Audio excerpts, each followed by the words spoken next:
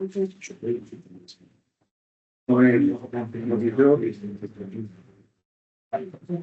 so apologies for absence. I've got John, who unfortunately can't attend today. He's not well. Is there anybody else who can't attend? Yes, but it's hoping to get here. She's had a doctor's appointment later on, so she's hoping to get here before the end of the meeting. Hopefully get here before that. And anybody else? Councillor Swinton and Councillor Baker. Councillor Swinton and Councillor Baker. Right. Okay. Right. Disclosures of interest.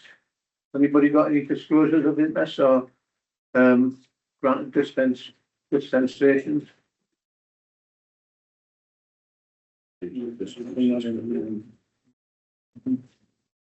Right, okay, so we're going to have question and answer time.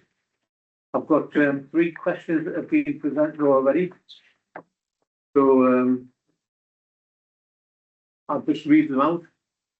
So the first question is, I'd like to submit a question regarding skips for the allotment site. In the contract, there is a clause that says we will provide 1 in every year. There's a mountain of rubbish that is being dumped on site and it's getting bigger and bigger and attracting pests. The association side had a skip, and when asked, said the council side provided for us. I've heard from the other plot holders that we haven't had a skip for years, if ever. The first question has come in. I have had a plot on Beatrice Avenue, and have had it since they opened 11 years ago. At that time, we were told to put any waste outside our gardens, and the contractors would come and remove it. They never did, and we were never told about budget for skips. So the majority of us have had to remove the stuff ourselves. There are 2 areas that are totally overgrown, and we are used and are being used as dumping grounds. Can I request that they are cleared and a skip be brought in, say, being reused as a dumping ground? A yearly skips will considerably cut down on fly tipping, more so if it is placed at the far end of the plots, making it higher for public or others filling it. And the third question. During discussions with various council members regarding the provision of skips to Beatrice allotments, I have been told there is a problem with the supply. What plan is in place for the interim until the provision of skips can be restored as per tenancy agreements as communal areas are deteriorating? So there's 3 questions that have come in, and they're all about skips, and there's a reply from the council. Your questions have prompted a review of the skips provision, so I hope you'll be able to stay and listen in full or on the recording, as we can go into a lot more detail then. But a brief response to the points raised. Tenants that expect to remove waste, I would say as much waste as possible from their plots themselves, and also not to let it accumulate. Council decisions was taken on the 26th of May 2020 to budget for 1 skip per site annually, and this is on a request basis, not at set times of the year. It is not in the tenancy agreement. Skips haven't been provided in some years as there's been no requests. Skip budget was reduced from 2 to 1 per site at that meeting, as they weren't required that often. We are conscious tenants might not be aware of the request system, so we will get out some communications on that. We are not aware of any agreement about putting waste outside of plots for collection. No issue with supply for 10th Avenue as 10th Avenue is a smaller access point, but a smaller skip can be found. Bedside is on a public footpath, so that is a consideration. Sorry, bedside, yeah. Fly tipping is a slightly different issue. The plot holders are fly tipping on the site and are identified their tenancy may be at risk. We know that there have been some instances of tipping being done from outside the site, which is a matter of enforcement. If any fly tipping occurs in the lanes which the council have responsibility for maintaining, we will resolve this. If we got skip in, we would probably allow for general site access at that point. We would not want to see a skip being used in response to fly tipping. We would rather tackle the cause, which is unnecessary waste accruing on the plots. One question holder acknowledges the issue of skips themselves being targets for fly tipping and being used as a dump, which is an issue. Fundamentally, the council are discussing this provision tonight and may move to a different system of provision. Okay then, now I am aware that allotments, a couple of allotment associations do allow metal to be put in areas for collection on the sites, which is not regarded as fly tipping because they've got somebody to come around and collect that on a regular basis. I think with that, we need more communication between the allotment holders so they know when someone is going to come along and collect the stuff, so we haven't got this stuff lying around on the sites for a long periods of time. I just thought I would add that to this address. Right then. Has anybody got any further questions?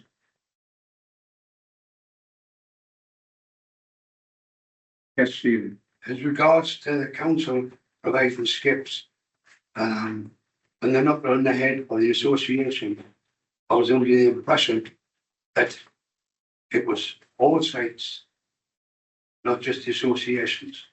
But obviously, it's as and when one skip per year. Since you're going to discuss it, we want to be included in that as well.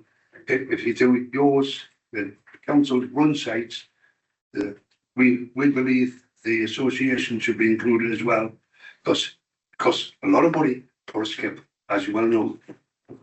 I'm aware of that, and one of the things that I will be addressing is not just the provision of skips, but the size of the allotment site itself.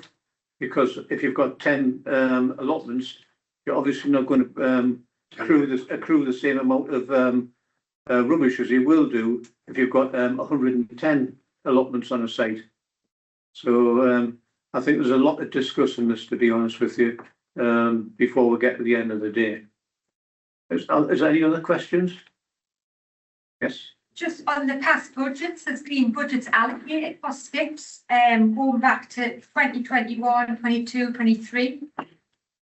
But obviously you said that it went down to one, but it was all like one was booked or budgeted for new vehicles and one budgeted for old vehicles, which I didn't understand that because old vehicles is an association, but there was still a budget, which we never knew about. Right, I'll pass that on to Martin, because that predates me coming in as a chair. Are you able to pass that answer that? No? Yeah, I mean, when Stephen referred to, there used to be 2 skips many years ago. The council made the decision to reduce it to 1 skip overall, but just for council-run sites. It was always deemed at the time that the management fee that the associations got would cover the provision of a skip if they needed one. So that's why the council went down that route a few years ago. The bit on the description in the accounts, that was just it wasn't classified correctly to that budget code, but it was always for the council run part of it. At the minute, we've got a new accounting system in place, and we found that we didn't need to budget to that lower level. So we just budget to the higher level of the allotments. At one time when we used an Excel system, we did break it down, water rates, skips, repairs, but now we just internally we go down to that detail, we don't do that detail externally. So we haven't cut any budget for skips from last year to this year, it's just a different way of presenting it. Okay. Is there any other questions?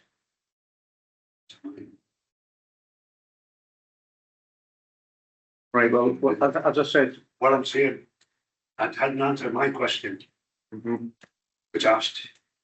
And the answer to the question was, if it, the allotment association, should be providing skips from the funds that are provided.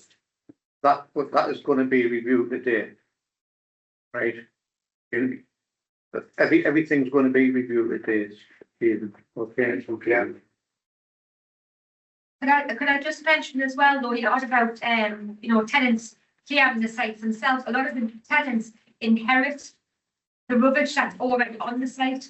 Yes. And that's why, it's not just them coming on and bringing things onto the site, it's already there. And now we've got the situation where obviously hand in hand with the times of year when we can have fires or burning things. And we've now got the situation where the tips aren't accepting wood at the moment either, which is also going to have a knock-on effect. That's just recent this week. Personally, I'm well aware of the implications and the problems that you've got on the allotment sites, and I'll be discussing this during the course of the evening. If I may, there was a temporary suspension on the household waste recovery centres for wood earlier this week, but it was removed yesterday. Was it? Yeah, so they're accepting it in. Okay, is there anything else? Right, okay, and so go on to the next. Enforcement provision. So we're going to have a presentation from Northumberland County Council. Like, would you get out? Absolutely, well, just mentioned about once. Good afternoon, good evening, whichever you prefer. My name's Liam Cowley. I'm the enforcement manager for Northumberland County Council. And this is about 5-10 minute presentations. 5-10 minute presentation to really outline what this service level agreement has been historically and what we're hoping it's going to be moving forward. So just to read myself, so quick move through. It's going to provide some background and service level agreements. Yes. Would you be able to speak up a little bit? You can't hear what's being said. All I can hear is a mumble. All right. That's all I can hear from this. Right. So if you're going to talk, can you talk this way? Yes, certainly. So the idea is to provide background to the service level agreement, what it's been historically, what we're hoping to make it moving forward. It's outlined some changes within the county council which have impacted on the service level agreement. It's introduced the team because that's changed. That's one of the actual changes within the county council to explain the relationship between what we refer to as core work, which is stuff the county council would perform anyway without the enhanced agreement in, and what the enhanced work has historically looked like and what we think it will look like moving forward. To review last year's performance, to give you an overview of what was done, following the complaints, etc. To outline what we intend to do this year, subject to obviously consultation with the town council and your members, and then answer any questions. So the service level agreement is not new, it predates 2019, being placed as a number of other town councils had. It's operated effectively over that time. Obviously, as budgets became tighter and moving forward, we've got a negotiation as we came into this year. Some town councils have chosen not to renew them in consultation with the town council have agreed to. The changes with Northumberland County Council, historically, most of the enforcement functions, being environmental health, licensing, trade and standards, all sat within a centralised department called Public Protection, and that included the teams I now manage. Last April, that was changed, and a number of the services were moved out. So the animal welfare team, pest control team, and the historic environmental enforcement team were merged into one team, and they were moved into local services, which you might be more familiar with, providing your waste collection, your grass cutting, your grounds maintenance, your parks. We now form part of that department. So it's been a new director, a new department, a new service area, and a complete new management team effectively. Obviously, a change of personnel. You have the same enhanced officers since 2019, who've subsequently taken well-earned retirement. So the actual boots on the ground are going to change as well. So I'm going to move on to introduce the actual team. So As I say, I'm Liam Howley, I'm an environmental enforcement manager. My background's environmental health, community safety. I was head of environmental health for Durham. I was previously head of environmental health and community safety for Northumberland prior to April last year when I moved across into this new role. Kenny Johnson, the Senior Environmental Enforcement Officer, again appointed in April. Kenny is ex-specialist police officer, part of the Serious Crime Squad, many years, serving for the police. Been Environmental Enforcement Officer for 7 years, got a huge amount of environmental enforcement experience. Dave Foy will be the new officer. I believe some people have met him already. Dave is a former police sergeant, massive experience within neighbourhood policing, so ideal for this role. And again, 7 years as an environmental enforcement officer. Ali White is the core officer, again, former police, not former police officer, he was a police investigator, but again, massive experience. So that is the new team which will be delivering the service level agreement, plus the core functionality to the town council. What is this terminology around core and enhanced? So the environmental enforcement team provides services, enforcement services, predominantly around fly tipping, abandoned vehicles, accumulations of refuse, mainly on private land, graffiti, and a few other bits and pieces. That's what the council does as part of its statutory functions. There's legislation underpinning all of this. The enhancement is to obviously bring stuff to it. So in negotiations, looking at stuff that's been done historically and some stuff that hasn't been done historically, where identified a need and a wish to do it, we're now talking about patrolling. So this is litter, it's dog fouling, it's the public space protection order, which is the legality surrounding the restrictions against on the beach. Ward walkabouts, we've already started this, so this is the chance to offer every ward councillor at least one opportunity, hopefully more, where we will spend a number of hours walking around their ward, listening to their concerns, picking up jobs that aren't included in the core work. Or alternatively, this problem-solving multi-agency. Core work is very reactive in nature. So if we get a fly tip in, we look to see if we can investigate it. Have we got evidential leads? Have we got video footage? Have we got some kind of evidence? If we haven't, then we don't. There's no leads to follow. There's no enforcement possible. This problem-solving approach is to look at it from different perspectives. Can we look at target hardening? Can we look at CCT provision? So this is very much, if you like, that's a reactive functionality. This is a proactive, preventative type. So that's how the two complement each other. Reactive projects, this is, we are looking for ideas. You know your wards, you know your communities better than we do. We're looking for ideas to come forward. There should be capacity within the agreement to do that. And also, as you'll be aware, you've got a number of CCTV camera provisions, mainly in fly tipping. It will be the person managing that, viewing the footage, and we won't be investigating them because it's been too onerous for one person. So we look back to last year. These are overall complaint levels. So on fly tipping, we've got over 1,000 abandoned vehicles, nearly 200, dog fouling 162. If you look at the investigations, you'll see, I'm sorry, the numbers are quite small there. Fly tipping was down to just under 200, abandoned vehicles nearly 70, dog fouling 10. You'll see there's a dramatic sort of pyramidal drop between the reports and the investigations.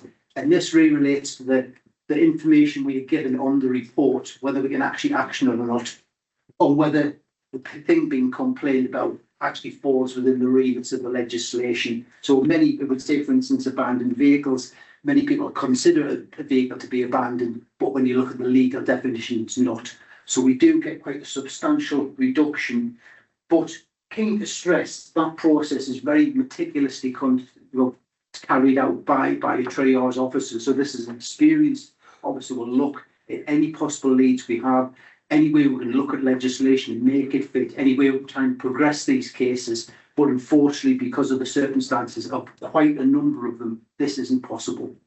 In which case, now this might be things which are then referred back to the enhanced officer to look at from a different perspective, not necessarily enforcement one. It could be an educational approach to say target hardening, multi-agency working.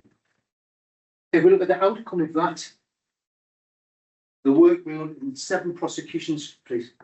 Yeah, so when you look at the fly tipping at 1,062, and then you look at the actual fly tipping investigation, Yes. you know, talking 1,000 different sources. So when is fly tipping, not fly tipping? No, it would always, but generally would be fly tipping. What we need to take this forward, bear in mind, all the things I've listed there are all criminal offences. So this is criminal law, it's criminal rules, criminal standard of evidence, and in the any investigation we're looking to establish the criminal ability proved beyond all reasonable doubt. So there's two main ways we get that from a fly tip. Either the material that's being fly tipped will have some evidence in. So this is typically a letter, a box with an address on, and that gives us a starting point. Or we have video evidence, either from the CCTV vision we've got up generally, or people have got on door cams, or they've got it on a mobile phone, or they've got a vehicle registration, a lead. So what we call a prima facie case, that's the starting point. Now, unfortunately, we sort of explain possibly one of the big fly tip. The officers go through it meticulously, and there's nothing. And there's no video footage. That would be a perfectly genuine report, might be reported multiple times by members of the public, maybe it's by our own lead teams, but there's nowhere to take the investigation. So there's no lead. So that would not progress. But as you can see, although it wouldn't translate to the next level of statistics, there will be hours of work that go into that. So don't think they're just being put in a waste paper bin. There's hours of work going into actually moving forward.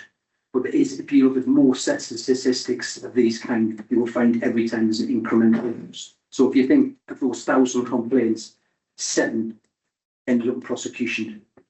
And to be fair, we are getting good feedback from magistrates now, getting substantial fines up about £6,000 in distress. If we don't get that money from fines, that goes into the judicial system. 5 fixed penalty notice for fly tipping. Fortunately, they do come back into the system, so we get the money from fly tipping. That's £1,000 or £750 paid more rapidly. So we will get that money. It has to be spent on things related to what the fixed penalty notice relates to. Littering, fixed penalty notice, £150. This is people for dropping litter. This is a little bit technical. The Section 1 way prosecutions is part of the fly tipping.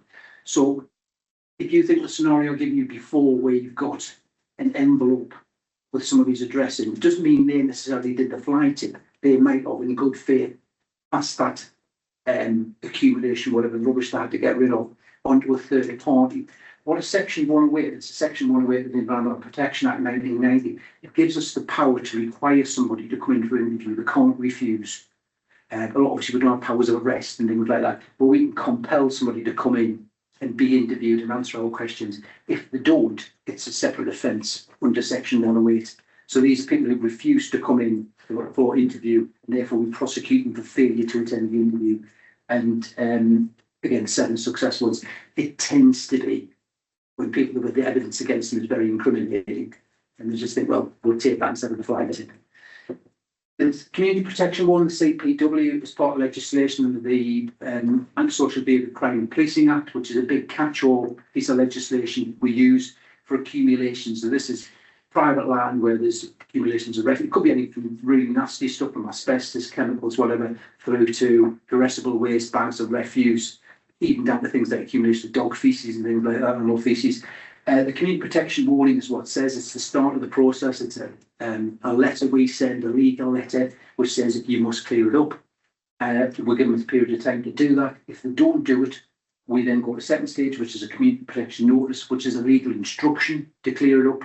If they don't do that, we would then normally take into prosecution and then do the works and default and claim the money back. That, unfortunately, sounds very simplistic. It takes months. It's a very elongated legal process, but we do pursue it. So what we hope to do this year, we've already mentioned the ward walkabouts. We've done the first one already, which seems to be quite successful. They can generate from a little bit of work to a lot of work. I think that the first one generated about 8 different cases for various different things. Some of that will be passed back onto the core officer. Some will be done by the enhanced officer. The patrolling, this is averaging at least 4 to 6 hours a week at the minute, and it's a mixture of dog fouling and policing for the PSPO. Some of this patrolling will be trying to target harming things, so we'll put more signage up, we'll do stenciling, educate the public, so trying both an enforcement approach and an educative approach.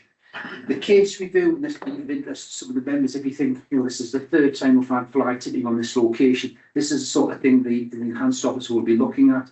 What's the rationale for this? Is this a blind spot in an area where we need to get coverage? Is it something that we need to target harden? We could work with the designer crime officer, the police. We have got deployable CCTV and obviously our fixed CCTV systems. So this is for problems which are not really responding very well to an enforcement-led approach. It's an alternative to do that. As you see, I've got a number of CCTV cameras up, which they're not monitored all the time. So we need to actually go back and review the footage once we know the. Do you use any, will you be using any covert cameras? Well, I've got covert cameras, but there are restrictions under, I'm familiar with RIPA, Regulation of Investigating Powers Act. So we are using covert. We are limited to what we can use them for, and we need to get RIPA authorization. So there's restrictions around what we call collateral intrusion, as to what evidence are we going to gather, and is that proportionate to the seriousness of the offence? And so, we're not looking for murderers here. We've got to keep in proportion. It's a serious, it's environmental crime, but in terms of what we would be given permission and how much intrusion that may cause. So yes, we have got access to standalone cameras, but not carte blanche to use them, as we see. And then project work, we're conscious that to a certain extent, that then you want us to take the lead. We've got the information, we've got the statistics. At the same time, the awards, where the problems are, and we'd welcome suggestions. Direct by the town council staff or direct to myself to discuss. If I may, do you still have the guys that used to come out in the morning very early and sit in a van or a car and monitor an area where there was a big problem or a reported problem? Because that's how they used to do it in the past. It was very, very successful in several areas. Probably not. Familiar with Maybe I'm not familiar with that as a technique and all honestly. That's how they used to do it. They used to sit in a van, because people go walk on their dogs before they go to work. Yeah, certainly the patrolling could be foot based. So that we do patrolling either foot based or vehicle based, depending on the practicalities. And we do overt, which will be a uniformed officer in high vis in a livery vehicle. That lends itself. It's really difficult to catch people if you've got a high vis jacket on that says dog patrol. No, they didn't. So we can do it incognito as well. So we try and a lot of this is dependent on the quality of information we get. So if somebody says, this area is heavily fouled, what are you going to do about it? We'll do some patrols. But if we say there's a person comes out every morning at 7 o'clock with the door open, well, we know exactly what we're looking for. We need to know where we need to be, what time, and what we're looking for, and much more likely. So quality enforcement patrolling is dependent on quality intelligence. So the better the quality of information we get, if you notice those 160 dog complaints translated down to 10 cases, that's because we were given a great deal of information. Areas can become very heavily fouled by only one person not complying with the law. It doesn't, because an area is heavily fouled, doesn't mean there's mass non-compliance. It can simply be one person repeatedly using the same area of the dog, repeatedly fouling. So that's really all I have to say. But more than welcome to take some questions. I'll jump in the back of it first of all. How many CCTV cameras has Blythe got?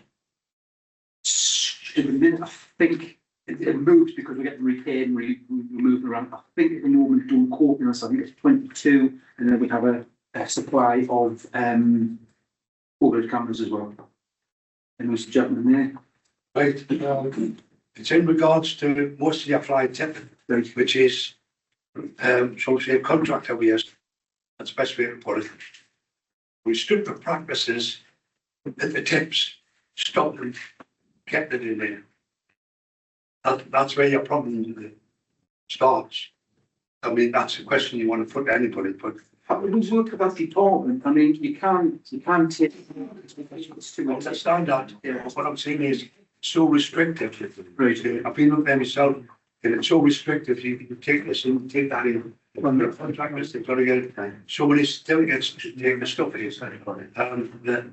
They just say, I would say I'll jump in the back here. The response to that would be, if it's commercial waste, they shouldn't be taken to the tip. They should have Where they want to take a commercial waste contract. That's duplicate section 34 of the Environmental Protection Act. And we enforce that as well. So if a contractor hasn't got a commitment to the commercial business, he needs to have a commercial waste contract. So that would be a criminal offence. They've been okay. So if you have any information related to that, I would be glad to speak. Well, there's actually one just around the corner from me. If someone Took a lot of, obviously, kitchen furniture. If you want to have a conversation offline, I'm happy to do it, but this afternoon. Can I- Yes, please. Can I ask you, Is that- when you're talking about, waste and fly tipping, what in, when you're saying fly tipping, what's the most common type of fly tipping? that you know of? Divide the categories, you've got some household stuff, and this could be, you've moved into a new property and there's stuff in already in the property, people put it out. Sometimes it's just unfortunate, people put things next to the bins, and put too much of it down sideways. We don't really accept sideways. And then it goes back what the gentleman's been. This is casing it's done on an industrial commercial scale. We've had anything up to businesses taking tipper wagons, HGV class 2 tipper wagons from some distance away and doing clean industrial type waste. We'll have 3 of those. And that's part of the national based stamp one with everything. So we've got everything from literally a small, if the fly tip is particularly small, we can class it as littering. So there's a balance behind a very small scale fly tip. So you may say to the person, look, that's littering. You know, you can't fly tip it. Well, it's back to the days of Blight Council. They used to do a free collection of household furniture, fridges, washers, anything. And we had very, very, very rarely seen anything was any fly tipping. And when the council took over, they stopped that, and that was a big mistake, because what they're spending now on, like you're talking all those ex-police officers, there wouldn't be anybody else in the country who can do the job except a policeman. But when you see all of the money that's been spent on their wages, you wonder if there wouldn't be even a couple of times a year, if it was reintroduced, to give people the opportunity, a couple of times a year, even if they kept it in their backyard for maybe 6 months, and a couple of times a year the counties pick it up free. It would stop a lot of people putting fridges, which are dangerous because children can climb into them, and you know they are quite dangerous. Washing machines and furniture, you see a lot of that, especially around Coogan Key area. So, you know, I know that it'll be picked up eventually, but I think it be an incentive to the public if there was a couple of times a year where they'd say, look, you put anything you've got out and it would be picked up. It's really outside the scope of this presentation, the scope of what I do, but I'm sure, you know, can feed this that's appropriate. We've certainly seen in that department of waste management, waste collections of that's that now. Oh, sorry, I know it isn't, but I'm saying it's something maybe that would be worth looking at. The lady next to you. So, So I think there's one more question, Caitlin. Yeah. Two more, right? Okay, then we'll was the more Caitlin. Thank you. It wasn't, that was my question, but on what Councillor Campbell said, as a part of obviously enforcement, do you think that idea would help? it's been No, tried nice. historically, and it tends to get overwhelmed. I think we've got to go back in terms of the taking about the cost of enforcement, but at the end of the day, this is illegal contraventions, this people breaking the law. So I think there has to be an enforcement element. Certainly if you look at the fly tipping initiative, it's had an impact on about 25% down. There's an element of education here, there are other methods, there is bulk waste collection, there are tips, and it's trying to say to people that's not acceptable in your own community to do this. And appreciate yes, money can be taken financially, but everybody has to abide by the law, and what we're doing is policing that system in order to get the plan for actions. Yeah, completely get that. My actual question, don't know if it, could you go back to the Yes. slide that has the complaints versus the investigation? That's activities. That one, yeah, the activities. Yes, So obviously you see quite a big drop, like you said. yes. What do you think can be, like, can we as councillors or as public do to enhance reports for investigations? Try and identify, get as much detail as possible. So a classic one would be, I've got somebody with a dog foul and failing to clear up, and I've got a video of it. Yeah. Right. You don't know who they are, but unfortunately neither do we. So that would be one that wouldn't normally progress to, if you could say, let's put anybody with this vehicle registration, you can trace vehicle registrations, fly tipping, if you can get descriptions of vehicles. There's the more dog fouling, times, locations, what kind of dog, description of the person, anything of that nature. The more detail we've got, the more likely we are to catch them. Yeah. So it's the quality of the information, the intelligence we get. It Your people think I've given you video footage, why can't we do anything with it? I've got a photograph of a white transit van, there's lots of white transit van, get the registration number, DVLA, now we've got an interview, now we've got a section 108 interview, now we've got to potentially place interview and prosecution. Okay, That's the sequence of events, but if it doesn't start correctly, if there's not that reasonable line of inquiry is referred to, we haven't got the reasonable line of inquiry and the court doesn't progress. it's great to see how many, like, not great to see how many numbers there are, but it's great to see that it is being reported. Yes. That it just needs to, yeah, we need more of the investigation, because having 35 outcomes out of all of Yeah. that is a really low number. It is, I mean, if we broke that down statistically, you'd see there's a chunk where there was no criminal events, there was mulberries that within the realms of the time I had, couldn't do too much analysis on it. From your point of view, Darren, the quality of the information, if we don't get quality information, we can't do a quality investigation. That's just generally. Well, it was an add-on from your enforcement officer, Dave Foy, on that part. He emphasised when speaking to us not to put yourself in harm's way or even in an uncomfortable situation. Yeah. I mean, this is our job to do that. Absolutely. We're not saying go and challenge people, especially commercial fly tippers. This could not end well. But essentially, you know, if you're observing the sort of information, if you can get it, that would be great. You know, if you get a description of the person rather than just saying there was a person. If you get it, you'll certainly know where you were. So you can give us a location and a time, especially things like dog follow. Dog walkers tend to be creatures of habit. So if they take the dog for a walk at 5 o'clock in the park, they'll probably do it again tomorrow, and they'll probably do the same next week. And that's where we tend to get these things. So many of these things are dependent on the evidence. Sometimes the evidence is they're literally lying in the refuse, and we simply go through the refuse and find it. But search for a commercial operator, you know, they are quite savvy. They'll often sanitise the waste before they put it out. Okay, we've done. It was 4 small questions and a summary question, Chair, but I think I've narrowed them down to 2. So my first one was, are these all reported on Fix My Street? There can be what news. Fix My Street is very popular and it's generally very effective because it gives us a grid location. It gets attached photographs. We're doing a lot of work with Fix My Street at the minute with the administrative assistant in terms of getting different bits of the system joined together, so it's more effective. I appreciate there's a degree of frustration with Fix My Street, and we all work. You have alternative ways for members of the public to communicate the issue. They can go to the council website, the CRM system joins up with us. We have a direct enforcement mailbox they can email. Right. So there's multiple systems and they're all linked back to us. Right. The second question was obviously why is there such a dramatic drop of the complaints and investigation, but obviously that's because of the information you receive from the public.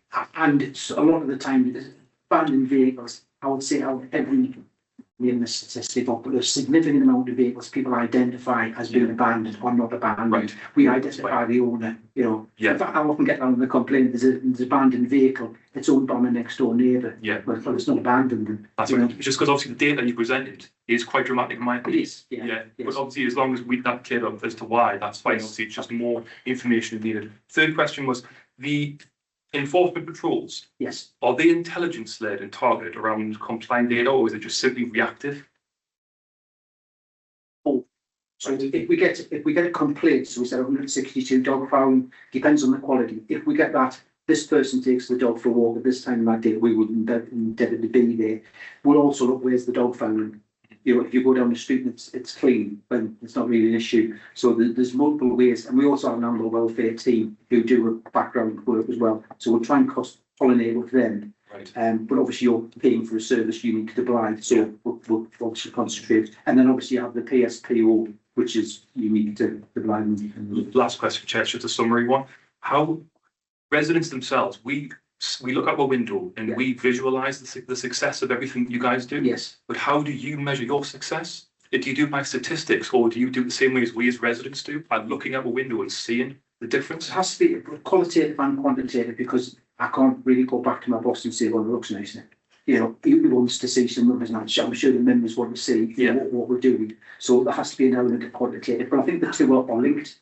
The more effective we are at this, and the more effective we are at education and prevention, the problem with enforcement is reactive. It's already happened. We have to clean the fly tip up. The dog found's already happened. So ideally, we want to see a situation where the enforcement's not necessary, but that can be a long road sometimes. So effectively, I think it's a combination of the two. There's no one measure that would be effective. So it's a combination, but certainly the typical stats will look for that. Yeah, because my assumption, and a lot of residents, I think, and councillors as well, and officers would be that it is data, that the feedback you get from your officers on the ground is say, this is the work we've done, and this is the results. But as members of the public, it's down to what we physically see, and we might say, well, we don't see your data until it's presented to us at council meetings. So really, I would always assume that it's data you guys look off, whereas members of the public, we go, well, this data doesn't correlate to what we see on the ground. We see issues still on the It ground. has to be a correlation. I mean, we'll often see a complaint which will say this street is heavily found, and then we go and buy one or two found, and now it depends on what your definition of heavily found is. Some people say one is too many, so we have to bring a degree of objectivity and comparison between areas as well. So effectively, we have to, people can be objective, can be very subjective. That's their right to be subjective. Yeah. But as officers, we actually have a degree of objectivity to take things in perspective. So the stats are important. But again, we were discussing earlier on, if we were serving 100 fixed value notice for dog fouling, that would be terrible, because it would just mean dog fouling's rife.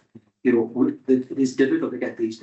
Officers will go out for hours not find anybody who's non-compliant. So sometimes you are looking for, whatever better analogy, a needle in a haystack, whereas clearly the fly tipping is a much more widespread problem. So there's an element for each one of these. It's a kind of unique theme, but we've got commonality between. Thank you, Chair. Malcolm would like to make a contribution. I mean, it's, you know, Liam has spoke about the quality of from councillors and from residents. It's been touched on by members as well. We've had discussions with Liam and David, who's the enforcement officer, and we're going to put an article together just to highlight this to the residents of the town. It'll go out in the newsletter, the deadline's towards the end of next week. Plus, we're also going to do some on Facebook as well, just to say, you know, the more quality we get, the more chance we've got of catching people, the more chance you've got of catching people, it then reduces all the problems that are on damage. So that's what we're aiming to do over the next 4 weeks when we do the newsletter. And I would just like to say that I was the first person who went around with David Hoy, and there's going to be he's going to go around all 8 wards with a councillor. I do believe. No, he said it would be about 2 to 3. He said it would be 2 to 3 weeks. Right, okay, but it just depends on his workload.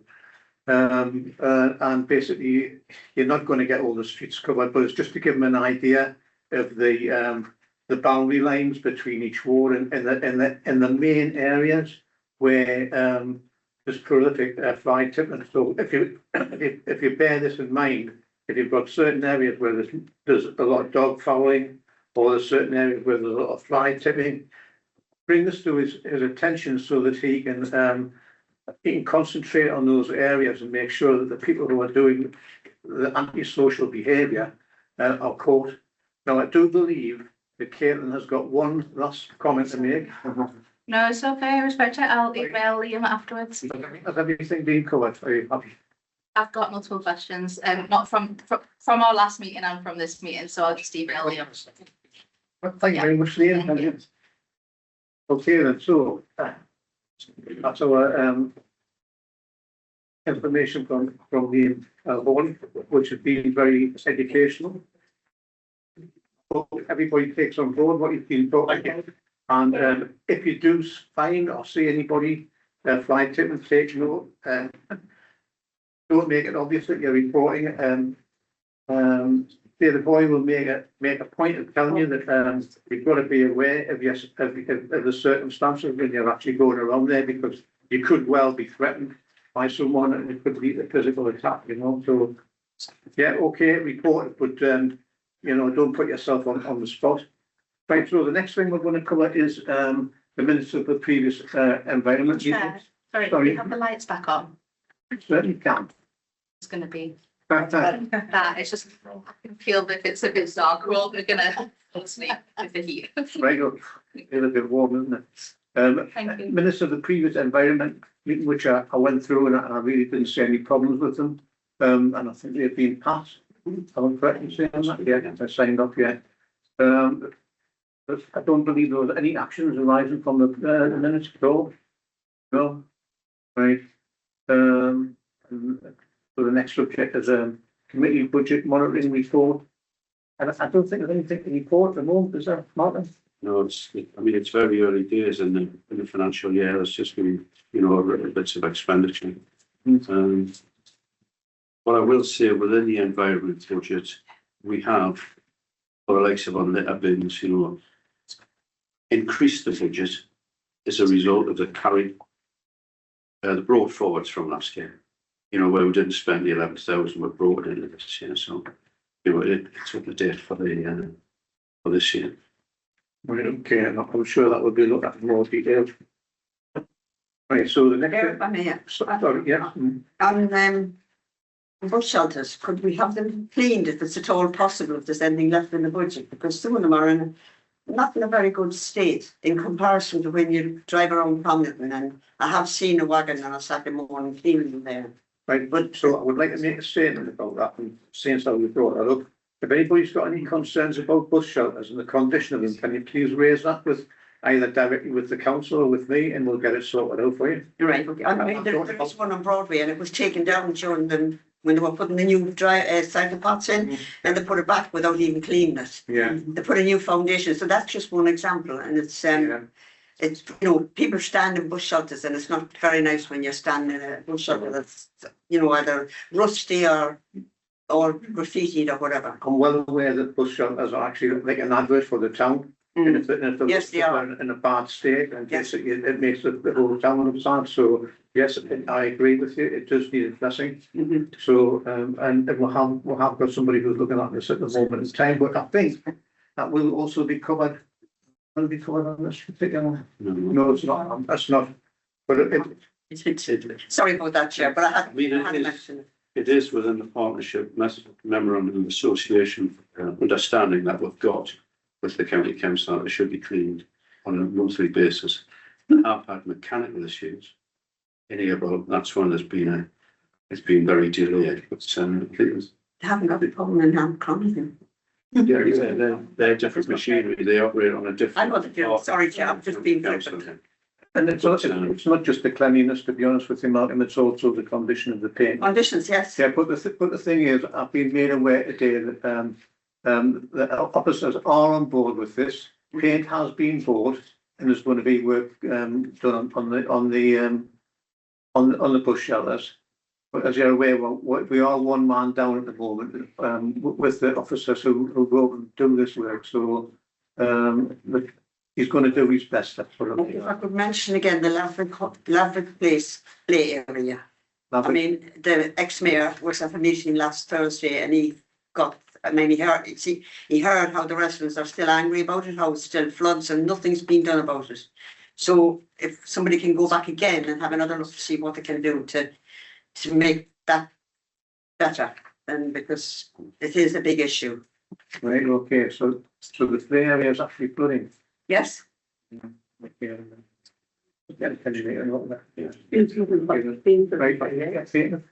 Yeah, just two on numbers. The allotments for Bowland Avenue, obviously there's already been quite a bit spent there. Is that because of the fire? Is that something that we've contributed towards? Or is that just normal funding? Because obviously in the year to date, so 7,002. No, That's 479 compared to there's three other numbers on there that are all a lot lower. So I presume that cost is a normal cost. It was where the fire was. I know that's why I'm asking, is it towards, yeah, is it about fire? we council, although it's run by association, the council are responsible for the lanes, the perimeter fencing, and the water supply. The only liability that the council had following the fire was to the water system, Nothing. and it was the standpipe that fed the toilets for the disabled group, that's run by the county council. So we had to get a contract in because it had melted.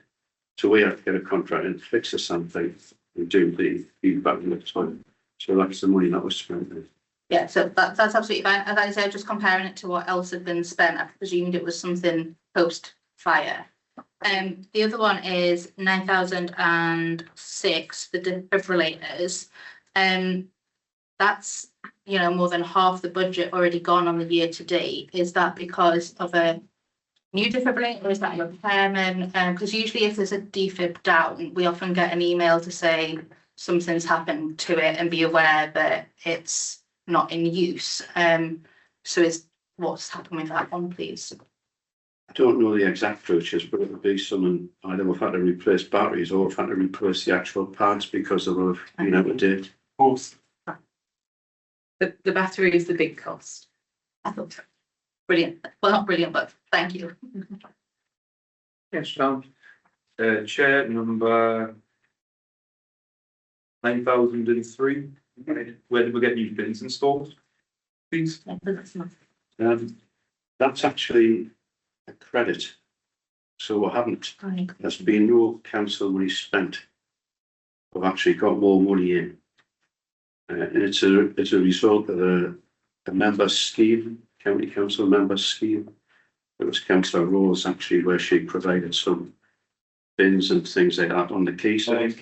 So because of the way the funding works, not we apply to the county council, we get money. So at times we have, especially in the early part of the year, we do get a little bit of a credit sitting, and that's because of the funding. With regard to the seats, I mean, I walk the dog every other day, and there's people will say to me on Broadway Field, why can we not have a seat like next to the fence of Spartans? Right. Because there's a lot of older people, and there's one gentleman in particular who struggles to walk with his dog, and he said by the time he gets halfway down the field there, I know there's a seat right underneath the trees on Pleasant, but if there could be a seat installed like halfway down Broadway Fields, I think that would be. We talking near the cycle path, or are you talking about on the field itself? On the field next to Spartan's fence. Right, okay. You know, close to the Spartan's fence. But it can be discussed. Because as I said, there's a seat on Broadway itself. I know where it is, yeah. And there's one underneath the trees near Plessy Road, but there's nothing further down on the field itself, and that's where most people just come in off the bottom of Jubilee Road and that and walk. And we said that it would be handy if they had a seat where they could sit and then walk a bit further. Right, okay. Right. Okay, thank you. Sorry, 10,022. 22. St John's Bugger, that's the one near the Bridal Centre. Yeah, yeah. Is that correct? No, it's the one next to the Buffalo. Right, okay, I'm just trying to, just to make sure, trying to work out which one is the. Well, which one it is, I get what you Yeah. mean. So, yeah, so is that right? Bridal Road, Cooper Park, No, it's on, 10,004. it's in. No, sorry. 10,005. 22. Which one was that, Brian, sorry? That's the one by the Buffalo, 10,022. It was, Yeah, it was so done like- last year, yeah. The 10,005, Great. that would be bright, that's Right, right, the road, Cooper Park. yeah. Yeah. So, sorry? He's asking, is that the one that's next to Brian? Yeah, the Bridal. Yeah, Yeah. we've got a clear area up there, yeah. Right, because it's getting all referred by the county council. I just wanted, is it under county council authority or is it under town? There's two clear areas, there's a mix. We've got one, you've got, yeah. Right. Did you let, well, when you get, Expand on that. can you let with me which part we have and Yeah, Jim, what county? Jim, tell you after the meeting, yeah. I'll go, thank you. Yeah. Are there any other inquiries regarding income and expenditure at the moment? Right, okay, so we'll go on to the next, decision report allotment, skip policy, Hannah's going to go through. Thank you, Chair. You heard some of the public questions around skips. And this is a report to clarify the current position, but also open up the conversation with the council for a decision around perhaps a new skip policy addressing some of the points. The recommendation specifically addresses the council run sites at this time. I know the chair had raised that he wanted to talk about all sites. Town clerk, I wonder, is it possible to go outside of the recommendation and talk about all sites, or should we keep it to council run as per the decision reports for the moment? Personally, my recommendation, because it isn't on the agenda, we shouldn't be talking about the association sites. I certainly could put them as a decision because you might have more members that wish to be here, more members of the public. And we haven't done any real background to it. Yeah, the decision report as it stands does just cover council run sites, and there might be other things you want to discuss and address if we were to take account of association ones as well. Right, orders. I mean, as far as I'm concerned personally, if I can support the associations through my small schemes, I'll do that. In the immediate future. But long term, I need, I think we need to have a little bit more discussion about what sort of state the allotment sites are in. I know that the associations do get funding from the council.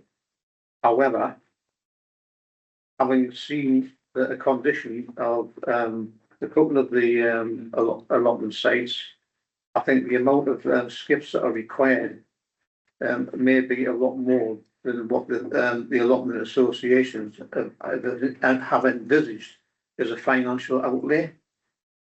Because, to be honest with you, there is a substantial amount of waste on these sites. Some of the waste is concerning because it's after I've actually got asbestos roofing still there that people want to get rid of. And it's the allotment association's consideration that they should not be responsible for getting rid of that. So I think it is another story. It's something that we do need to talk about. But at this moment in time, if from your advice, it's not the place to talk about it. What I would say is when we have our discussions with the allotment association, we need to get this discussed, Malcolm, and with agreement of the other members of the council, come to some kind of agreement on how we're going to deal with this waste. I mean, it has been the case where we have discovered allotments, and there has been examples where it's been on the association side, and we haven't put that liability onto the association. The council funded it. Right.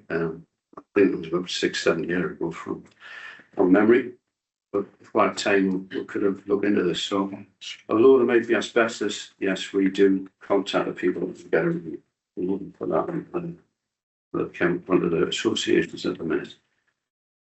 Did I say we can write a report? You know, we have got the advantage of some meetings with the associations every 2 or 3 months, so we can raise it, but we can bring it only back to the Environment Committee to see which way they want to go. Put in the associated costs in this. Right. You want to make a comment?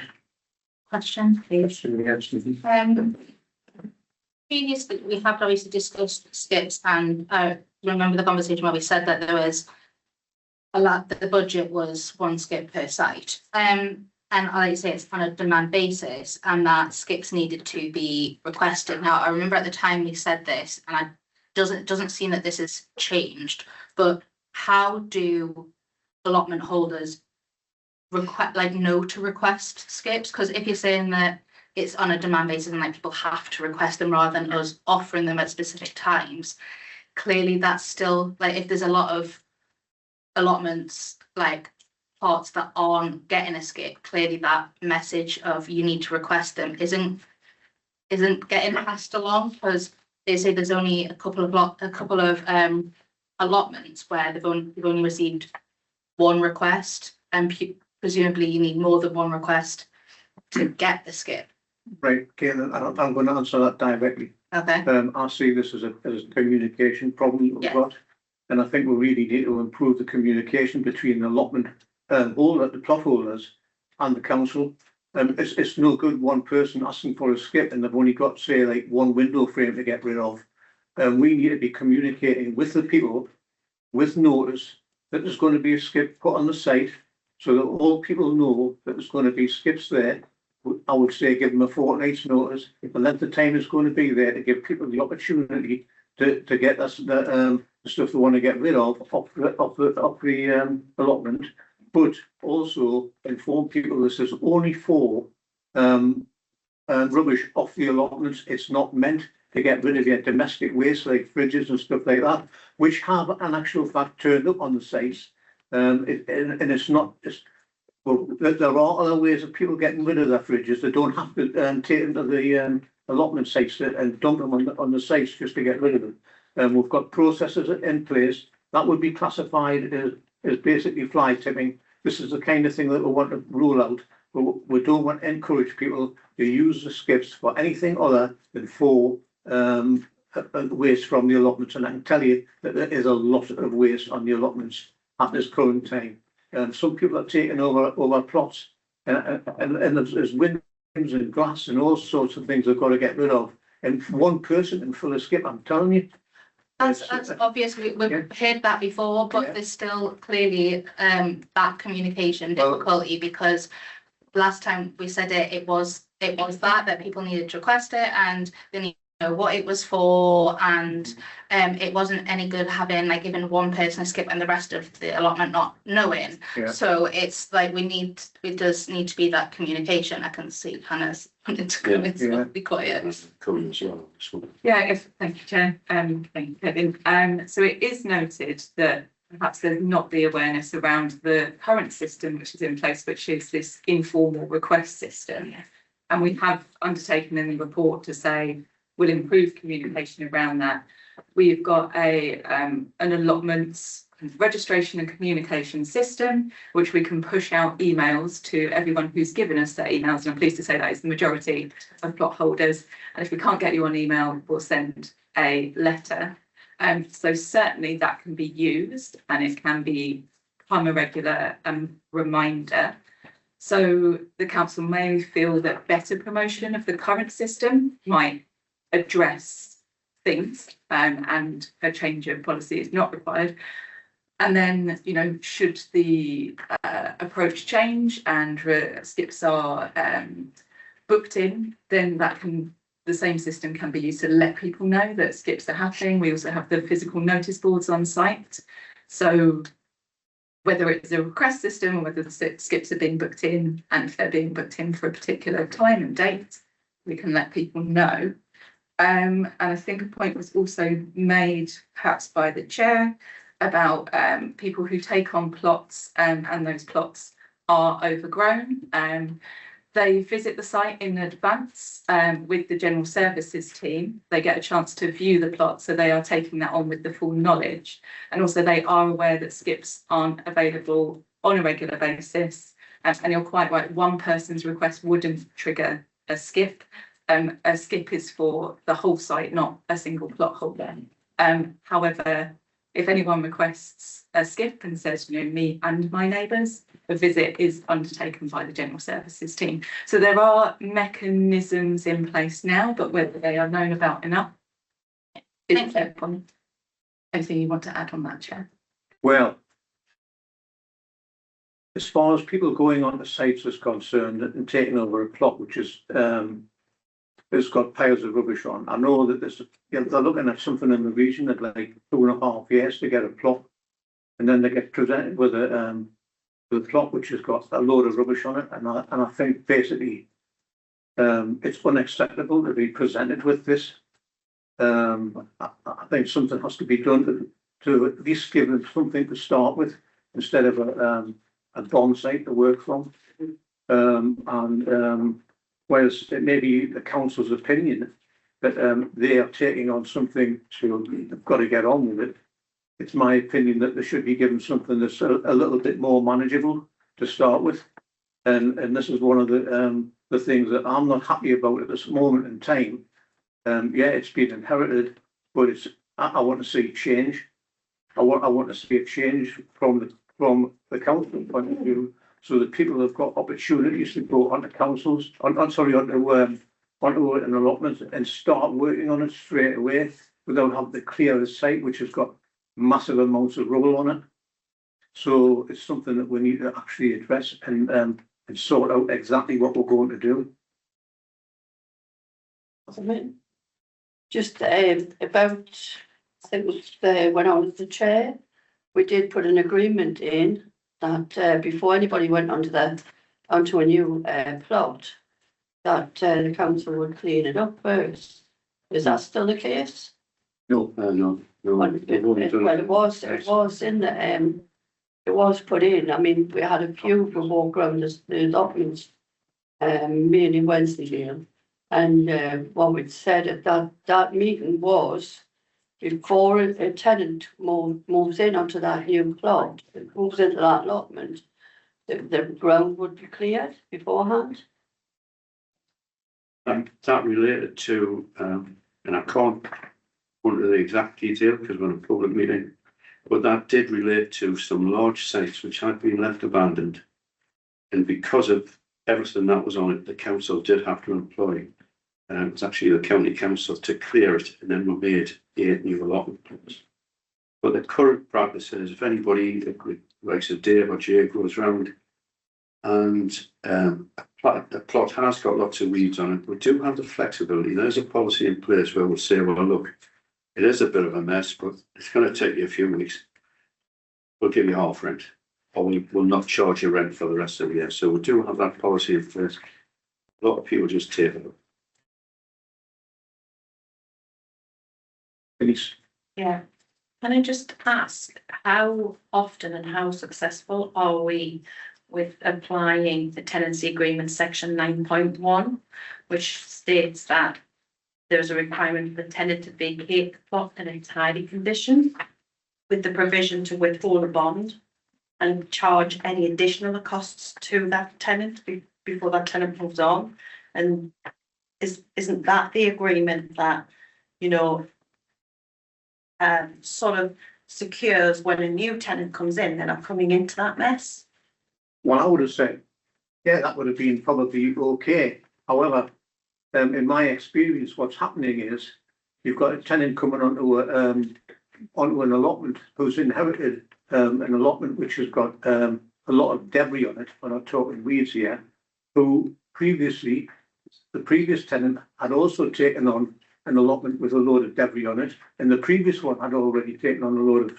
So basically, what we're looking at is it's a situation where rubbish is built up over the years and it hasn't been cleared. So you're getting people going on and they're just pushing it all into one corner now because they can't cope with the amount of stuff that's on the plots.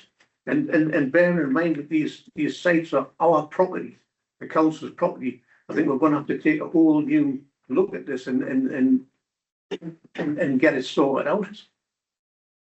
When a tenant does take on an allotment, they're agreeing to these terms and conditions. I quite agree with what you're saying, but sometimes when they're taking them on, they don't realise that when they've gone on that, when they get about 1 inch below the ground, everything's covered in carpets. And under those carpets, you've got loads of bricks. You can't even work these gardens. It's just, some of them are in a appalling state and they look like it's just like weeds there until you start to try to put a spade into the ground. Dan. Thank you, Chair. I do support the principle that tenants obviously should manage the waste themselves. However, it shouldn't discourage us to not decide we're not going to help them. So obviously as a council and the environment, if we're trying to encourage the cultivation and bring these neglected sites back into use, we must make sure that we're not going to accidentally discourage them from doing the major work themselves. So from what I've been told is that, correct me if I'm right, Malcolm, we used to do a seasonal spring clean skip program. Why don't we bring that back into use? That's what I'm proposing. Sorry, Chair, I didn't hear it. No, I haven't actually. No, I didn't know the proposal, sorry. No, but I have actually, this is one of the things I want to bring back. It's something that I've included in an email that I sent through earlier on this week, but yeah, quite right to bring it up at this meeting, right? But and you haven't been informed about this, so nobody knows about what's going on in the background. There's a lot of issues going on here that I've got, And this is one of them, and I think you're perfectly correct in what you're saying. This is something we've got to bring back. So just to answer my question, do we have an answer as to why the skip programme was stopped? I don't remember the reason why we stopped it. I would say it was like finance, from my point of view, but I mean, you were on the previous council. I can't remember, Chair, I'm asking if the officers remember. You know, we'll have to ask them. It was, there was a time, years ago, you're right. But then some plots didn't require it at that time, so we just took it on board, and when it was needed, we would provide one. And as Hannah said before, if there are one or two people phoning up, they're doing inspections all the time, they're calling and say, yes, it is needed. In addition to what Hannah said, we do actually put a notice on the gates as well. So allotment tenants do know they can afford these things. I was set period, sorry, to the demand when it was needed. Is it okay with just a supplementary, Chair? Thank you. And so just on that basis, Malcolm, as part of my proposal, obviously as the Chair's proposed anyway, as I say, the spring clean, did we do that specifically in the spring? Did we have set seasons for a skip programme? Let's say, here's a number of skips, get all your waste in and we'll do a big clear up. Is that what we did? Because I honestly can't remember, because I don't think I was on many of those meetings. They did just get 2 skips. I can't, honestly, I don't want to guess and say, yes, it was always April, it was always October. But there was 2 skips and the council decided years ago to trim it down to 4, but the exact extent of it. Yeah, no, I understand. Thank you, Chair. Evan? Thank you, Chair. I didn't finish my question from before, so it's okay. It was just on the follow-up to about the skip, saying obviously in the report it says that it's if the need is determined, so or is if the need arises, sorry, how is that need determined, I guess, for a skip for an allotment? I think we're going back to what I said before, it's going to be communication, and once we've got enough people who need a skip, then we'll get one on site. So that's what I mean, so it's up to officers, you said that do a site visit, so if there's enough, that's how it's determined. That's great, thank you. Yeah, I'm not quite sure what the spring clean entailed, what it used to be. Is the spring clean for every allotment, or when we got vacant allotments before the new tenants coming in to take them on, if they have historic, like you say, the carpets, the bricks and everything, why don't we go in and clean that allotment before it's leased out, and then we could mark that on our list as an allotment that has been cleaned out, and then after that, that's where your agreement in section 9.1 would kick in, because that allotment's cleaned out and there was no inheritance of that provision in the first place.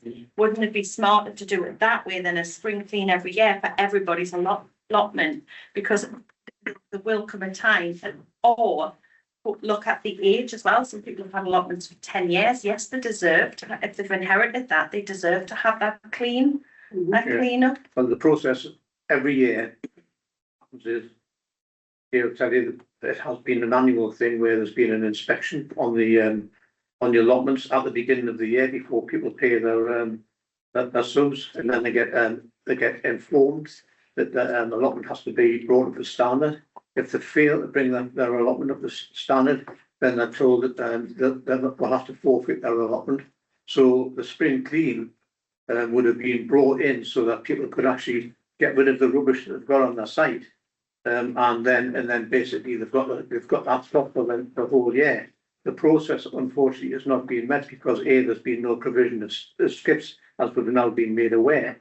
And the fact is, we've got an accumulation of stuff because some people are hoarders, as your allotment association people will tell you, and they hoard and hoard and hoard. And then the next people come on and say, oh, we've got loads of glass here, that may come in handy for something. Then they start bringing on double glazed units, and it just sort of gets out of control. And what I want to see brought into play now is that there's going to be regular inspections on the sites, and people have to justify what they've got on their allotment. And if they don't use the stuff for what it's intended for, they'll be told that they could be disqualified from the site if they don't use it. Or alternatively, if they intend to use it, then basically when they leave the site, they've got to leave that site clear from all the stuff that's on there, or they'll be charged for what they've left on site. But this is something that I want to get implemented in the short term. I don't want to be looking at sort of like in the next like 3 years, because I've only got like a 4-year period. I want all of this sorted out, and I want it sorted out this year. So there's lots of things that I'm looking at this moment in time, and I want what I want to have is I want to have the allotments looking really nice. There's no reason why people should have, say, for example, doors running down the side of their allotments for fences. It's not acceptable. Or have buildings which are falling to pieces and they're rat infested, which we've got at this moment in time. There's a lot of things to actually address, and it's going to take a good while to get it sorted out. So I would say over a period of around about 2 years, we should get to a point where it'll be sorted out by then. But it's not going to be done overnight. There's a lot of things to look at. There's a lot of hard work to go into it, and I don't want people to be dictatorial. I want to work with the allotment holders, not tell them you've got to do this now. You've got to do, because that's not going to get anywhere. At the end of the day, they're just going to ditch the site, and somebody else is going to have to pick the pieces, you know. So there's a lot of things that we've got to sort out here. It's got to be done properly. It's got to be done diplomatically, and it's got to be done with support. Yes, Stevie. As a council, well, you wouldn't let a council house out in a messy state, or leave it to a tenant when they're offered the keys to say you can have it, but you clean it up. So what's the difference between that and an allotment site? Because there are a lot of women who like to grow their own vegetables now. They would like to go onto allotment sites, but they're not very environmentally friendly. You know, they are a mess, and I know somebody who got one last year, and they spent nearly 3 months trying to clean it up themselves, not knowing. They thought for once they got it, they were responsible to clear it, and it took quite a lot to actually make it where they could actually start planting vegetables in it. So you understand what I understand exactly where you're coming from, and an allotment should be like your own garden. You know, you keep your own garden tidy, you keep the allotment tidy, and you wouldn't bury rubbish in it and all that kind of stuff. Yeah. And if that continues to happen from once the speed, everywhere's cleaned and made friendly. You know, that you go through Newcastle and around the Jesmond area, they're fabulous. You know, anybody would want to be in there. When you go around some of our allotment sites, you certainly wouldn't want to, as a woman, to walk in on your own. They're not friendly. They don't even appear to be friendly places to go. Because, yes, do you know where I'm coming from there? I wholeheartedly agree with everything you've said. It's right and proper, because people do want to grow their own vegetables. We try and encourage that from people as well. So let's get it done. Yeah, I think, there's been lots of discussion on the tidiness, and that is you've talked about, that's what we should be doing. On the council housing, I mean, there's a different duty of care on council housing. Oh, I know, but I'm just making an example. But this leads on to, we've got to do a bigger report. There's been lots of suggestions so far. The decision of the committee will probably bring up some more, which we'll need to do a very full and comprehensive report on and some research on. The similarities here would be on a council house, the way you fund council housing is through the housing revenue account. And then you've got a general fund, which you probably remember from the days like that. When you clear a council house up, you charge within that account, and at the end of the day, the council rents go up. So your council rent, like your council tax, doesn't just take into account what you're paying for yourselves, it takes into account bad payers, people who aren't looking after their houses properly.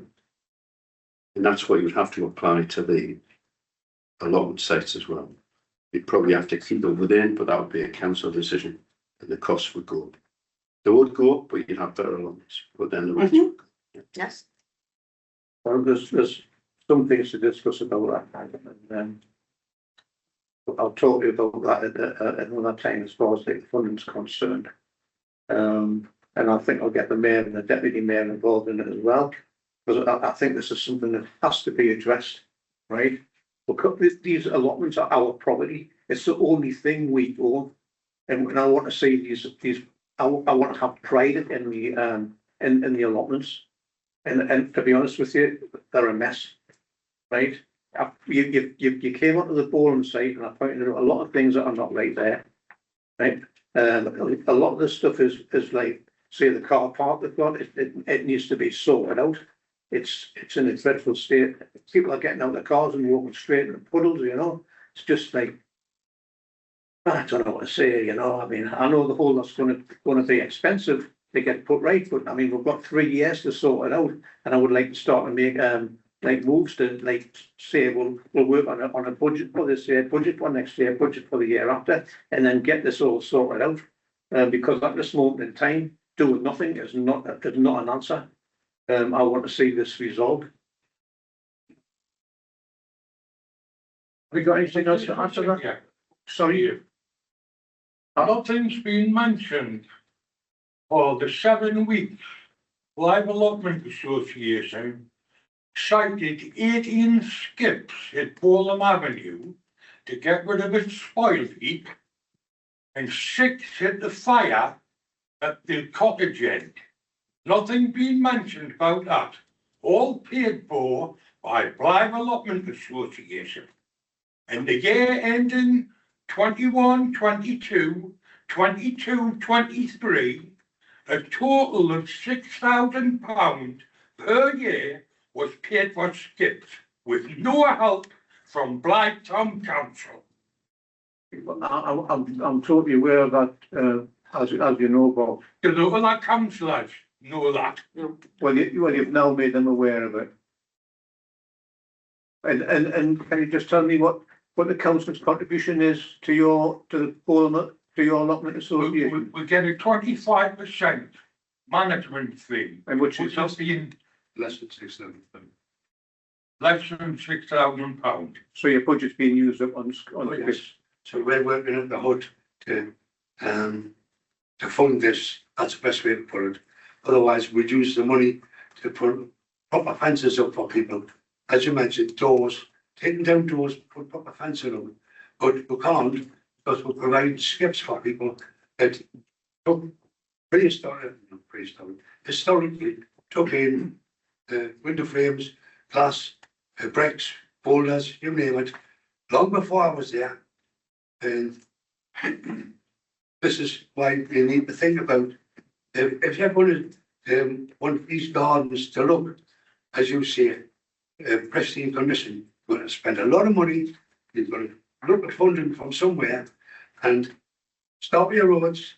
You get a garden that's given up. A team from the council. Lot of us. I'm retired. I'm old. So are these. We shouldn't have to do it, but we're voluntary, and we'll go and do it. I mean, there's one sitting here, empty the garden in a week. Right, Doing that somewhere. The cabinet didn't mention something. Yeah. Which is totally right, and what you see it, when it was Blythe Valley Borough Council, the allotment officer used to get teams of men in and tidy the garden up for the next tenant. Right, okay, And well, that happened on an ongoing concern. you do realise that that's what I'm trying to implement at this instant time. And That's not to be, it should be. just a moment, and as far as the skips that you got to remove the spoils concerned, this is a historic problem that I've inherited on this in the chair, which was there from 2018, and this could have easily been dispensed with on an annual basis and being cleared altogether, but it hasn't been dealt with. So I thank you very much for dealing with it, Bob. It saved me an awful lot of hassle at the end of the day. And the fire that you had, got created and with the fire in the 2018. Now, what was left there, it was perfectly all right, but the previous years, we've been trying to get the gardens tidied up and spending £6,000 every year to clean them up on your behalf. Because it's your asset we're dealing with. you do have the opportunity to have meetings with the council on a regular basis and discuss these matters. Okay, yeah, right, and I've attended the last 2. That's all. right? I don't know whether there's ever been a councillor who sat with you before with the meetings directly with the council, but I am making the effort to try and resolve the problems that you've got, okay? And I understand that the fire was it was unexpected. It was just one of those things. There was nothing I could do about that. And I know that was another expense that you took on board. And again, at this moment in time, there's nothing I can do about the expenditure that you have, the money that you forked out to get that put right. And there was no insurances on the cover you for fires. And I would think it would be too expensive to insure against them anyway, considering what the requirements would be if you had to then inspect every single garden to see what kind of fires I had on the allotments, because to get a full assessment to have insurance on the allotments would be an impossibility. So, you know, as I say, this is a massive subject at this moment in time. There's a lot of things to cover. The money's being spent as far as the skips are concerned, and I don't think there's any way I can address that now. Although I know you would like me to do that, and I will discuss this with other members. Right. Right. Okay. So at this moment in time, I can't take your argument any further forward, to be honest with you. Just that is no. Yeah. Right. What you said, I think, Bob, what was said. cohesion with the council started in 2016. What we negotiated lots of things, the increase of the rent, the increase of the valuation for the pensioners discount, and that hadn't been taken up of the water over a 10-year period. Right, it started at 70 quid, ended at 100 quid, no concession to the pensioners because they were going to put the rent and the water up. Right. And you talk about cohesion with us and yourselves. Chair, point of order. Yeah. Just a reminder, we're going to standing orders. Yeah, we're going. Yeah. So we're going to standards orders. It's now 7:30. Because this meeting's been going on for 1.5 hours now. So when I saw it should have been completed really by now. I understand your concerns in the public concerns, but at the end of the day, you're only really allowed, and I'm sorry to say this, your first 15 minutes to raise these things. I've allowed you to have your say. Everybody on the council understands your circumstances now. There's a lot of things that we have to discuss in order to resolve any financial implications, and we'll do that over the next 3 months, if that's okay with you. Are we okay to continue with this meeting? Yeah, the members agree, yeah. Does anybody disagree with this? No. Happy to continue, but can I move over to clear a wet window before Marcus asks his question, please? Yes. Otherwise, I think I'm going to pass up. Open the window in another room, trying to. Over there because I'm gonna change the sides. I'm not changing sides. I'm not missing my.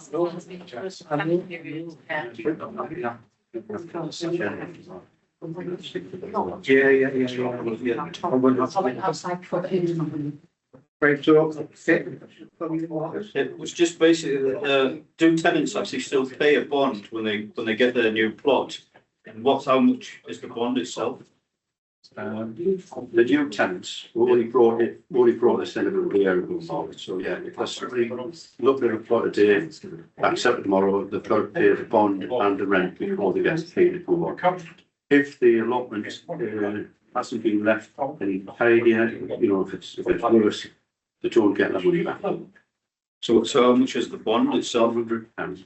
£100. So sometimes it's like, I'll say there's not no sort of incentive for somebody to leave it clean. Sometimes is that if someone think £100 is a lot of money. Yeah, we're based that on when we agreed it. We kind of based it on typically what a landlord would do in charging a bond on a rental property rate, basically. So and other councils would It's similar stuff, so we kind of came for that, £100. Yeah. Right, well, are we going to have, do you want to have 5 minutes? No. No, I think Martin wants to have 5 minutes. You want to? I just want comfort break. I think we need 5 minutes. I think it's a, I've had my try break. to I get left. some fresh air. Yeah, okay, yeah. But we're going to have 5 minutes. 5 minutes. We'll try and get this concluded as fast as possible. If you've got any questions, can you try and keep them short as possible? So that we can get through the rest of this meeting, please. Can I just say that I might be asking for another environmental meeting in the course of the next 3 months? Because there are a lot of things, issues to address. Just watch this space. So, right, so as far as skips are concerned, I think what we've got to do now is, we've had a big discussion about it.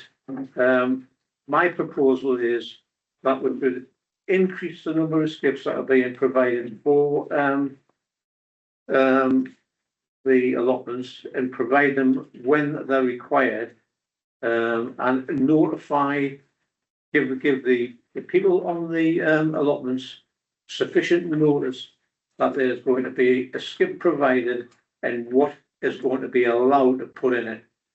It's very important that they don't start putting any kind of rubbish inside of it. The notice would include basically when it's going to be supplied and what is acceptable to go in it.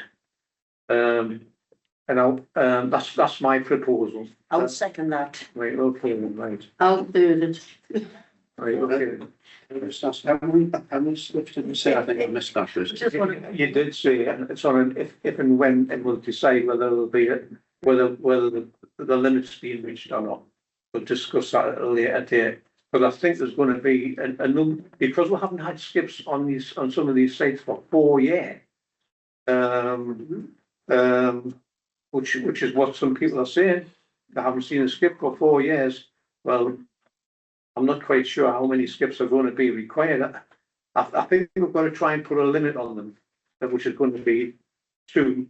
And if there's going to be more than that, then I think basically I'm going to have to fund from my councillors funds.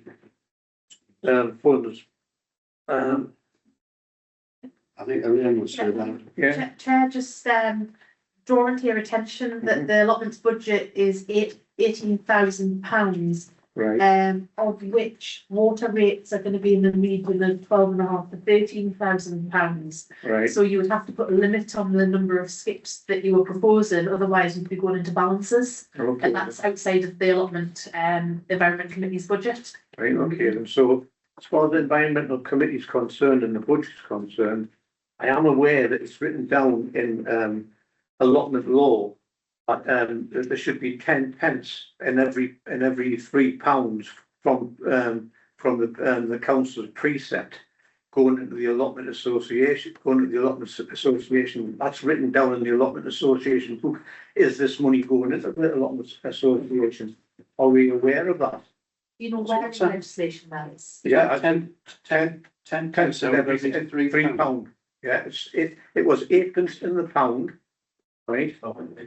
So it should be 10 pence in every £3, because 8 pence is like it's old money. So 3 8s are 2 shillings. That's 10 pence.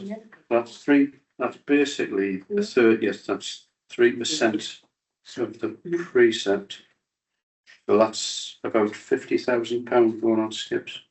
No, I'm not saying there should be £50,000 going on skips. I'm just saying, is this money going into the allotment? Is this on the allotment budget because this is what's in the law? Oh, I think we'll have to check that one out. Okay. I'm not aware of it. You're not aware of it? Okay, that's fine. I mean, that will be included within the more comprehensive report that we'll have to do when we get the opportunity. Right, okay, well, we'll take it as far as we can, as many skips as we can possibly get. Yes, I'll take Caitlin and I'll take Natalie. Just to clarify on what you've just said, did you say allotment associations or did you mean the allotment budget?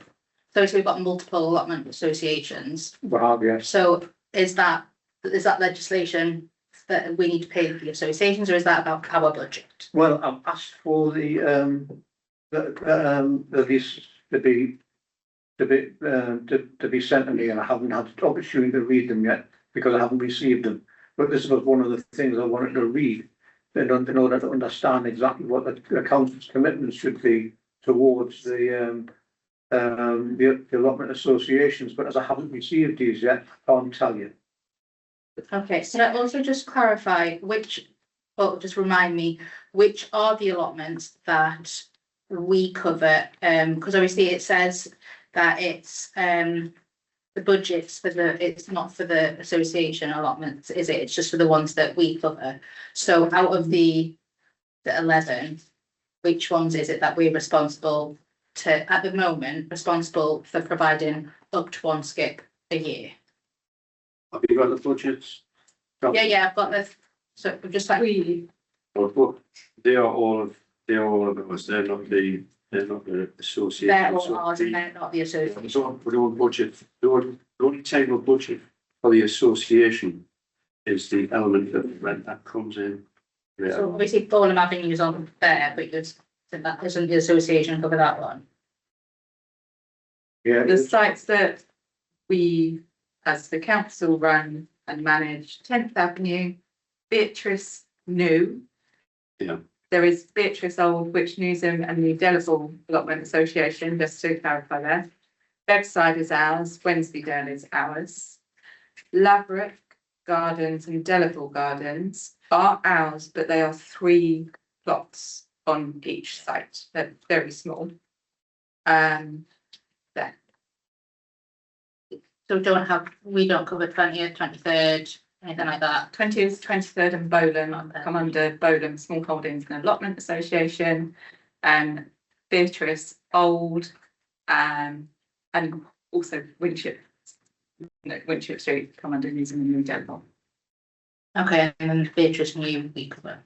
Thank you. So I haven't got any clarification on that. So my clarification would be that I would like to see 1 skip on every single allotment site, irrespective of whether it's under the allotment association or not, because there's a lot you have enough to do.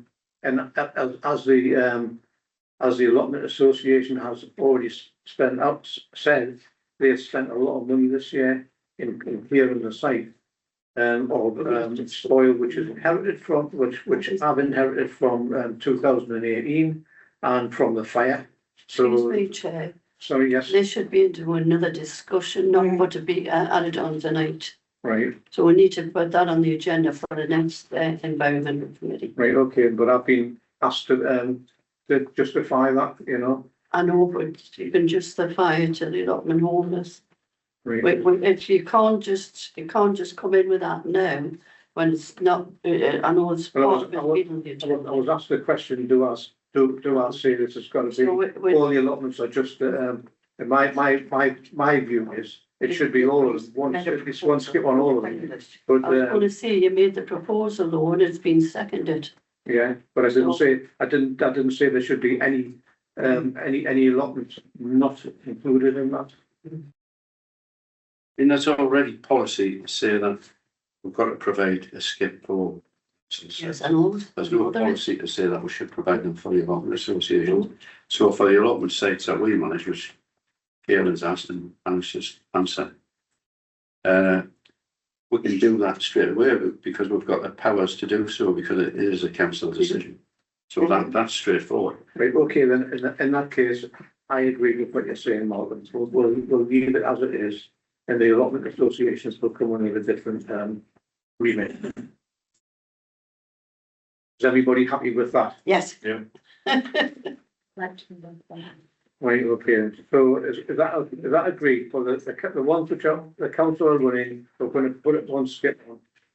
And the allotment associations are going to get nothing at this moment in time unless I find out 5 councils. And I'll be sure House to agree. But that's already council decision. Right, okay, but we haven't been getting them. This is the problem. Yeah, because if we get a phone call to say that there's an accumulation of rubbish on the site, Right, what will happen is either Dave or Gia, the 2 environmentalists, one of them will go around. So around the site and say, yeah, that is the case, and then we'll get one ordered. But unless we get the request to put one on, we just wait. Well, it appears, Martin, that nobody has understood this, so now we're making a point of it, okay? Yeah. Right. So, what's the next thing that's what's going on to, site visits up to allotments? Right. Can I speak on this, Chair? Yes, I think go on. So following the fire at the Boreham allotment site, members requested the site visit, get a better understanding of the conditions of all of the sites. Then perhaps there's a desire to see some more of the sites, whether that is town council managed or Newsham and New Delaval managed sites, which we would arrange with the representatives of Newsham and New Delaval. Is that something that members are wishing to do? Yes? Yes. So the proposal is that we choose one of the town council managed sites and discuss with Newsham and New Delaval which of their sites we look at. And we arrange a site visit for members, all members of the council and officers to have a little look around and meet with the representatives on site as well. Discuss any issues that may be on site and bring a report back to council. Yes. Yeah. Yeah. Any proposals? Yes. Agreed. Propose that happens, and that helps the communication. Thank you. So that's been agreed. Thank you. I told you all of that. Right, so the next thing is, Hannah is going to cover the decision out of area allotment tenants. Consider recommendations of people who do not live in the area or have moved out of the area and no longer, and they still have an allotment, but they, I think is it a mile out of the area or? Yeah, they're now more than 1 mile out of the area. Should we tell them that they have to give up their allotment or are we going to allow them to continue keeping the allotment? I think that sums it up, but it's also worth saying this just, we don't have a policy at the moment, which leaves a loophole that has not so far caused issues, but council might want to consider closing that loophole so no issues come up in the future and your approach is clear. Fine.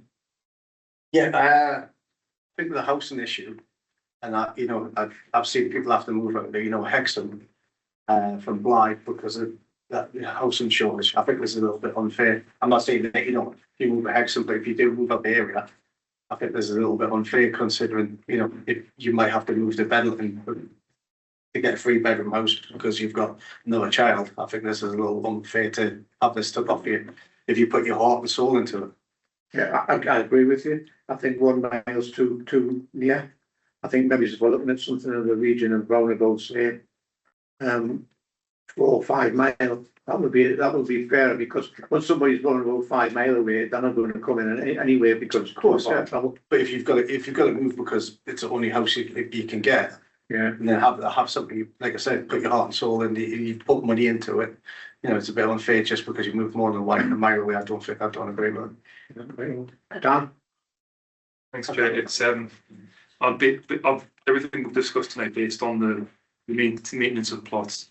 If someone moves out the area and they're doing a splendid job of their plot, I feel it's a shame to punish them to say we want you out just because you've moved out of a certain area, so you move whatever distance, a mile. And I would say that we put on discretionary fees to say you can keep the plot, even though you're kind of breaking our tenancy agreement. But if it's well maintained, so you check all the ones and just say we'll apply it legally apply a discretionary fee, so you can keep it, but you have to pay any increased rent, whatever, because it's not benefiting the residents of Blythe. It's unfair that you no longer live here, and you're probably not going to be paying into the precept towards that allotment. So that was that. I'm not saying it's a proposal, just an idea to say that you make them pay a bit extra, but they get to keep it because it's so well maintained. You know what? I agree with you, and I think that would be for the next meeting. What are you saying? Yeah, I agree. Right. Yeah. I think we should carry that forward. Sorry. Denise was Yeah, I do agree. A mile outside the area is a little bit extreme, especially if somebody's put a lot of hard work in the plot. However, what I would suggest is if they do move out of the area, and especially if they're not paying precept, then there should be an extra clause that they can't do that partnership. I understand you can partnership with an allotment and then that allotment can be passed on. Because if they partnership with somebody outside the area and then they give up the allotment, then it goes automatically to somebody out the area rather than coming back. Right, So I propose that. right, okay, well,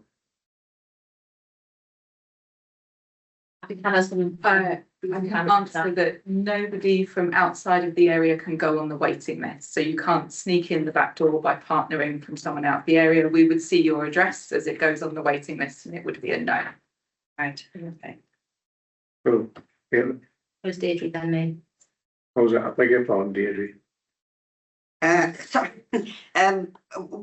going back to the out of the area, I can understand why it would be a mile, but a mile isn't very far. And you do find now, it's not like the old days when most of the allotments in Blythe, it was people who lived in Blythe because you couldn't get a house really, a council house outside of Blythe, you know, Bedland would allocate their own, or Ashington and Alnwick and Berwick. As soon as we became a unitary, all that changed, where people can be offered properties anywhere in Northumberland. So it seems a bit unfair if you're gotten, and I wouldn't say there's very many, but you know, if and then maybe the rare occasion that it did occur, I don't know, I haven't got the figures, I might be totally wrong, but that somebody would be offered a council house elsewhere. If they buy a house outside of the mile area, that's a different thing. You know, if they choose to go and buy a house privately. But if it's if they're living in a council house and they're offered a council house outside the area, I think having a restriction of 1 mile is a bit unfair. Rental accommodation. But you know, as I said, I don't suppose there's many people who are in desperate need of a council house. I might be wrong, who they could be living in privately rented accommodation, and they may be told, like I've had somebody this week, you know, they've been offered a house in Alnwick. And you know, what do you say? They have to give up your allotment. I mean, I'm not saying that they would travel from Alnwick to look after their allotment, but you don't know. People might, depend on, at least for a short term. We've got to look at that maybe the next meeting. Right, okay, now, I think that's something that needs to be addressed. Can we bring this up, just pick that thing up at the next meeting and just, free to move on? Or, yeah, actually. We've got a question. Or a question or statement or whatever, let them finish first, they just don't want to move on until I'm still in the list. Okay, then, right, go on. No, you just asking me that question, that would suggest that there's no change in our current arrangements and then we just bring it back to the next meeting. Yeah. But, yeah. Yeah, that's probably what it is. I think I agree with what most people have said here, that maybe a mile is far too limited.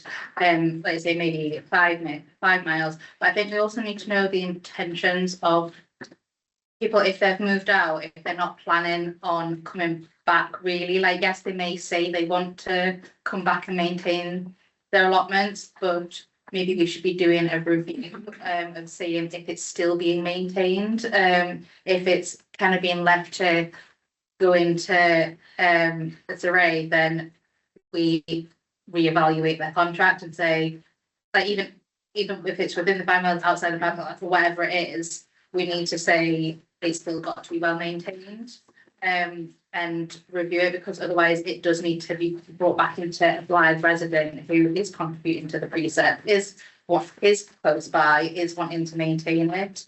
You know, we've got Blythe residents who have allotments in Seaton Valley, so we need it to be kind of close. It could be that someone's moved to Bedlington or Seaton Delville or Cromlington and they still want to have an allotment here, they're still close by, they still want to put their heart and soul into it.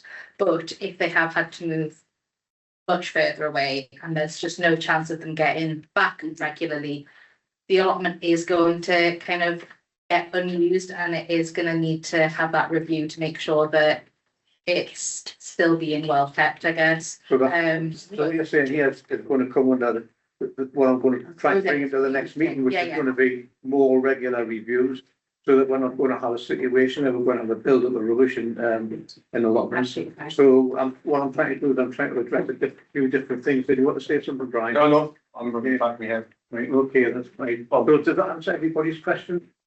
I'd say on that one, you got to remember years ago, everybody used to go to allotments on bicycles and used to walk there and things like that. A lot of people drive now, so being further away doesn't mean that they've totally come back and have a back of their floss. I think that's why we're thinking fine. Yeah.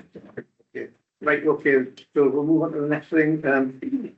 Decision report of inclusive pay.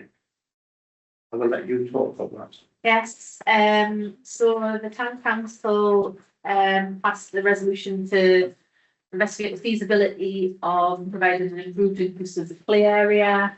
And to date, we have been working with the Northumberland Parent Carer Forum on a consultation. The consultation closed on the 17th of May.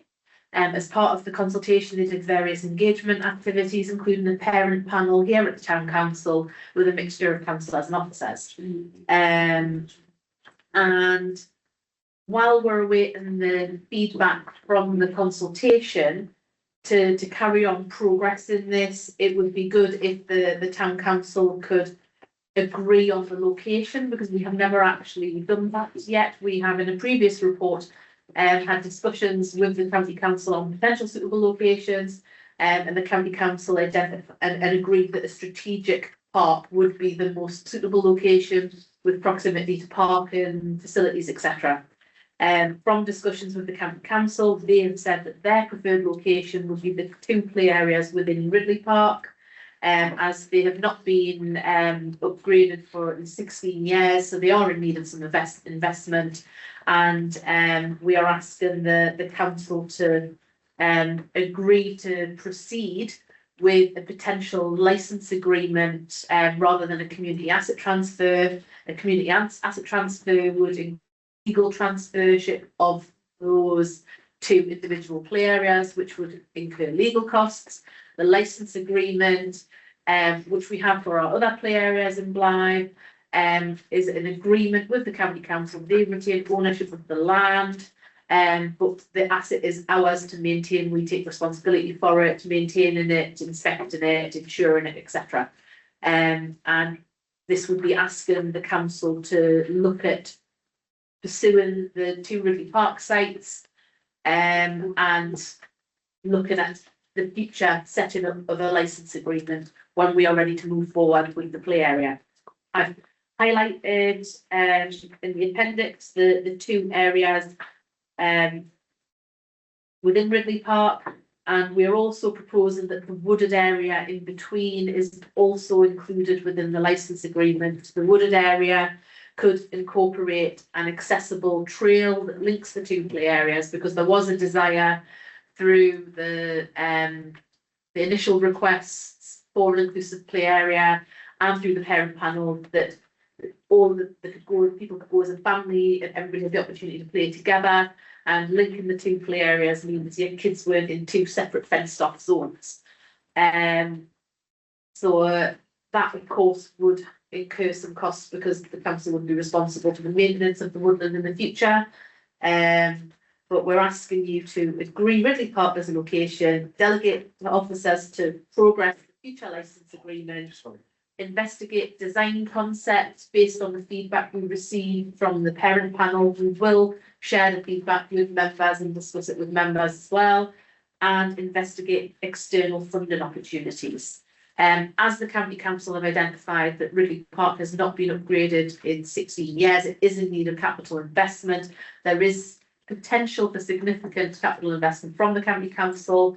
I'm not going to say the figure at the moment because we haven't agreed a figure, but we could perhaps negotiate with them on that, should we agree these dates. There's also potential for external funding to be pursued, and there's links with the Pride of Place programme, and with an emphasis on improving inclusive spaces in the town, that there's potential for funding there too.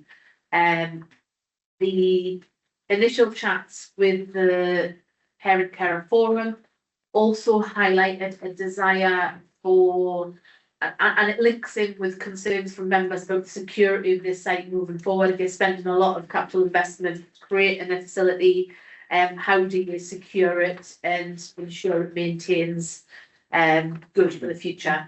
And some of the feedback we received from the parent panel included the idea of play rangers or potential outreach work with youth provision, and I would like to look at the feasibility of external funding that sets up a scheme where we can perhaps trial having play rangers in the park that can signpost parents to other organisations, but also look at funding opportunities for enhanced outreach youth provision on the site as well.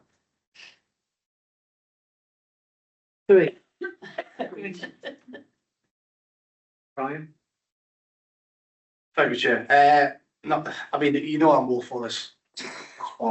You know, suppose I propose, but I think we're going to make sure any upgrades to this park that's existing, we're going to make sure we don't get lumbered with the upgrading, because it's a hell of a space. It would cost a lot of money to upgrade this, but the facilities that are there already.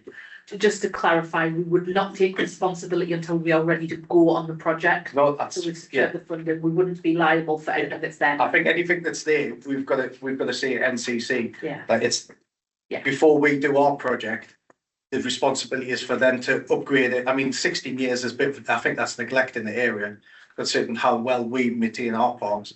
But I think before we do the project, we need guarantee from NCC that they're going to fund the upgrade of these two facilities that are already there. It just suddenly occurred to me that this could be more than we actually realise in terms of a flagship project for Blythe, whereby you've got families who outside of Blythe will be going, hey, did you know there's a new inclusive play park for children? And they will directly bring their families to Blythe, to the central location of parking and toilets, central accessibility and such and such. And I do think we should pursue the external funding aggressively and say to the county council, you do not want to pass the chance on this, because like I say, this is something that you guys can take credit for. And like I say, families will be flocking to Blythe, hopefully, for this specific use. But just on the location, there won't be tree branches overhanging the park, will there? I think there is at the moment. Because remember when we had that issue with the player park? Yeah, the name of the one that will move because of the trees, sap going into the park. Yeah. That's my only concern. It's similar to that. I think obviously highlighting in the report where it should be is pivot location, in my opinion, especially having been in the meeting with the Parent Care Forum.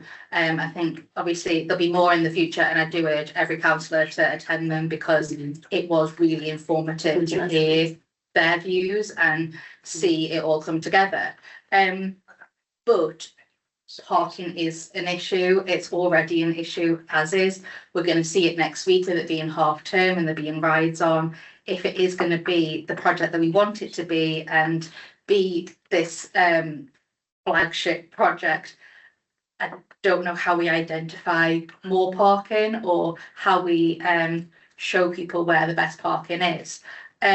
Also, it did obviously not for this meeting, but when we're coming to ideas, if we are looking at having like a bit of a connection through the woodland, I think it'd be quite nice to try and incorporate some kind of woodland trail directly to help with like sensory and like bring some outdoorsy in, because I think people, especially children, would do really well with like forest play, and I think that would be really nice to kind of bring into this project. I am aware that I think the Market Garden's going to get turned into a car park, but it is it's a fair distance between there and the proposed site for anybody who's disabled. And the parking facilities on the little roadway on the side, there's not a lot of parking there, but when you look at it, it doesn't give sort of like great accessibility for people who've got disabilities as well, because you've got like not a very good pathway, so it's going to take some negotiations to get that sorted out. And so that's my, and the other thing I was thinking of, and I'm sure Elaine will probably try and get this, I don't think that the project should be done in two parts. I think we should try and negotiate with NCC that they make a very substantial contribution to update this playground, because it needs updating anyway. And all the work should go in together. And then that would try and cut the cost down considerably because it would be a joint effort. So, yeah, also it'll cut down any restrictions from using the area. Because if, you know, if they do they fix up what's there and then we shut it all down to do what we're doing. I think it's going to be historic as well because of this proposal you've made. It's going to make us like a first, and then I think it's, you know, it's a first enough. Yeah. Sorry, Chair. Yes. Okay, but what nearly finished anyway. Clarify a few points as well. Obviously, the wider Ridley Park will still remain under the ownership of the County Council and responsibility of the County Council. Should we take on the licence for the play areas? There is obviously the small car park as you're heading towards the beach.